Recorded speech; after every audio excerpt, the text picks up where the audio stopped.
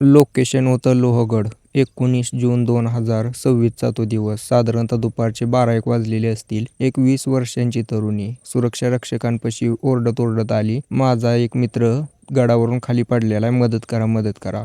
ज्या ठिकाणी ही पडली होती हत्ती तलावापाशी, त्या ठिकाणी हे सुरक्षा रक्षक पोहोचले. सुरक्षा रक्षक बघतात की खाली एक तरुण पडलेला आहे. साधारणतः 200 ते 300 फूट दरीमध्ये होता. त्यांनी रेस्क्यू टीमला बोलवलं. रेस्क्यू टीम आली. त्या ठिकाणी त्या तरुणाला बाहेर काढलं. केतन अग्रवाल त्याचं नाव होतं. पुण्यातील एका मोठ्या बांधकाम व्यावसायिकाचा हा पोरगा होता. काहीच दिवसांमध्ये या केतन आणि या सियाचं लग्न होणार होते. हे दोघं वाढदिवसानिमित्त फोटोशूट करण्यासाठी आलेले होते या गडावरती. या ठिकाणी हे दोघंच होते आणि या ठिकाणी फोटो काढत असताना ही पोरगी म्हणत होती की हा केतन खाली पडला. पोलिसांना या बाबतीत सुरक्षा रक्षकांनी पोलिसांना कळवलं. पोलीस त्या ठिकाणी पोहोच झाले.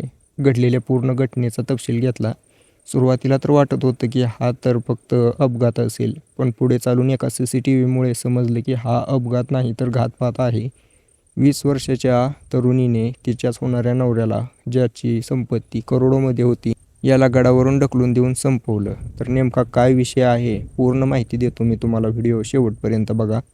साधारणतः काही महिन्यापूर्वीची ही गोष्ट आहे. केतन विशाल अग्रवाल पुण्यामध्ये राहणारा एक 26 वर्षांचा उच्च शिक्षित तरुण. याच्याकडे अमेरिकेतून शिक्षण घेण्याचा अनुभव. एका श्रीमंत घरातला पोरगा. याने याच्या वडिलांचा व्यवसायामध्ये हातभार लावायला चालू केली होती. याच्या वडिलांचा व्यवसाय होता बांधकाम करणे, बिल्डिंग करणे. आता भरपूर दिवस झाले पोरगा कामात मदत करतोय. आता तरुण झाला, जवान आहे. त्याच्यामुळे त्याच्या घरच्यांनी याच्यासाठी स्थळं शोधायला चालू केली होती. केतनच्या वडिलांचे मित्र अग्रवाल परिवार, त्यांच्या घरातील एक पोरगी होती सिया अग्रवाल. तीही 20 वर्षांची झाली होती. हिच्या घरचे म्हणत होते की हिचं पण लग्न लावायचं आहे. आता या सियाच्या घरचे वडील, तिचे मामा वगैरे जे काय आहेत, ते या केतनच्या घरी आले. त्यांच्या घरच्यांशी बोलले. त्यांना म्हणले की पोरगी चांगली आहे, एकदम शांत पोरगी आहे, लग्न करायचं आहे. केतनचे वडील म्हणले की खूप लहान आहे अजून, 20 वर्ष तर वय आहे, आपण तर मोठ्या घरचे, एवढे लवकर लग्न लावून द्यायचं काही प्रॉब्लेम आहे का?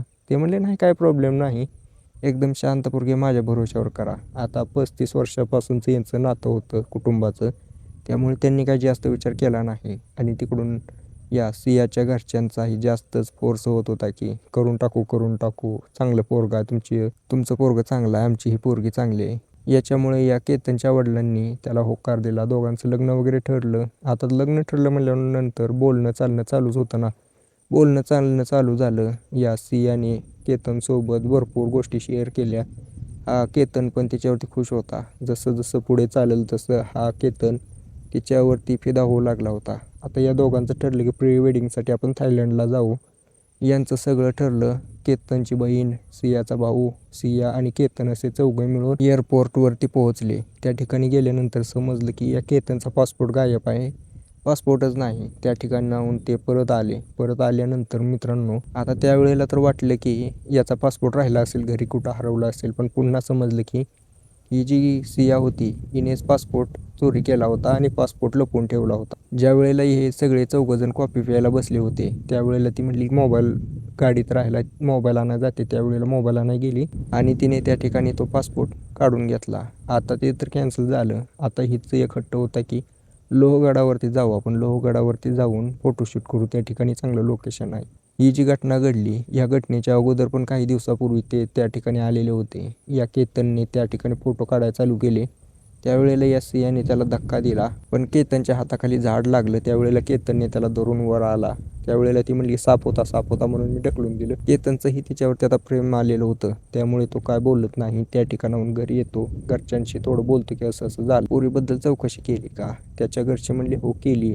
आता या केतननं अशा भरपूर घटना ऐकल्या होत्या, त्यामुळे तो त्याच्या वडिलांना विचारत होता की अजून एकदा करा चौकशी.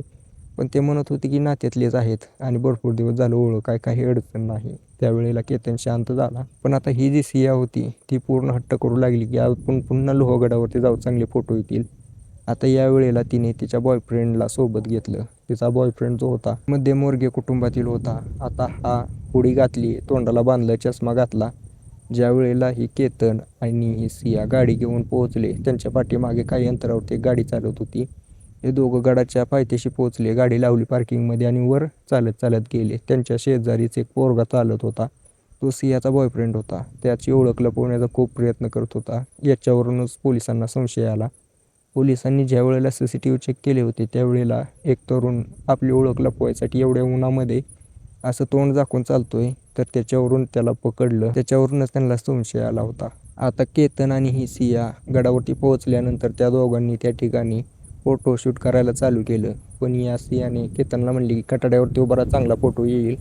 त्या ठिकाणी उभा केला आणि पटकन जाऊन त्याला तोंड मागं करायला लावलं. किल्ल्याच्या उलट्या साईडला तोंड करायला लावलं आणि ज्यावेळेला त्याने तिकडं तोंड केलं त्यावेळेला या सियाने पाठीमागून जाऊन धक्का दिला. त्या ठिकाणी केतन खोल दरीत जाऊन पडला आणि त्या ठिकाणी त्याने त्याचे प्राण सोडले. सुरुवातीला तर वाटलं अपघात आहे, पण पोलिसांनी सखोल चौकशी केल्यानंतर त्याच्यामध्ये त्या तरुणामुळे हे पूर्ण प्रकरण उघडकीस आलं. केतनच्या दोन्ही मारेकऱ्यांना पोलिसांनी ताब्यात घेतलंय. आता यांनी तर पोलिसांपुढे सांगितले की हो आम्हीच केले, पण यांचं काय खरं आहे? मोठे पैसेवाली लोक आहेत, वकील करतील चांगला आणि म्हणतील की आम्ही बोललोच नाही, पोलिसांनी आम्हाला दबाव देऊन बोलून घेतलं, आमचा काय संबंधच नाही असं बोलून सुटणार. आता यामध्ये ना हा व्हिडिओ बनवणार नव्हतो मी, भरपूर दिवस झाले या चॅनलवरती पण व्हिडिओ टाकला नाही, पण माझं मनच उडालं राव.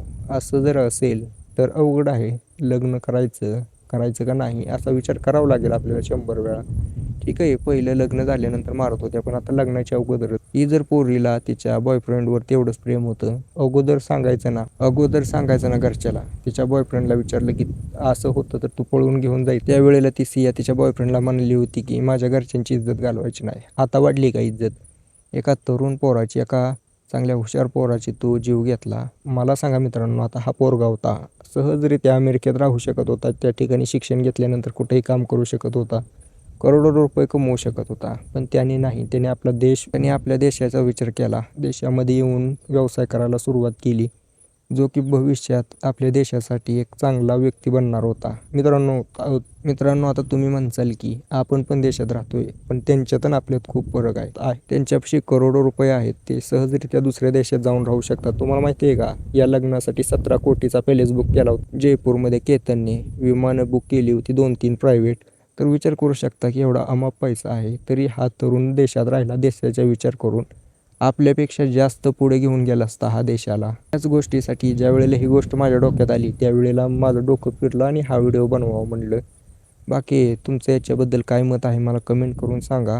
पण मला वाईट वाटलं बरं का हे केतनबद्दल. ही घटना ऐकून मी 2-3 दिवस झाले घटना ऐकतोय, म्हणलं जाऊ द्या. पण आता ज्या वेळेला माझ्या डोक्यात ही गोष्ट आली की अरे हा तरुण तर आपल्या देशासाठी खूप काही करू शकला असता, त्यावेळेला माझं डोकं फिरलं आणि मी हा व्हिडिओ बनवला. कारण मला ना माझ्यापेक्षा जास्त माझ्या देशावरती प्रेम आहे आणि देशाचं नुकसान कुठूनही थोडं जरी होत असेल तर त्यावेळेला माझं डोकं नसतं. बाकी व्हिडिओ कसा वाटला मला कमेंट करून सांगा. व्हिडिओ आवडला असेल तर लाईक करून, शेअर करून, चॅनल सबस्क्राईब नक्की करा.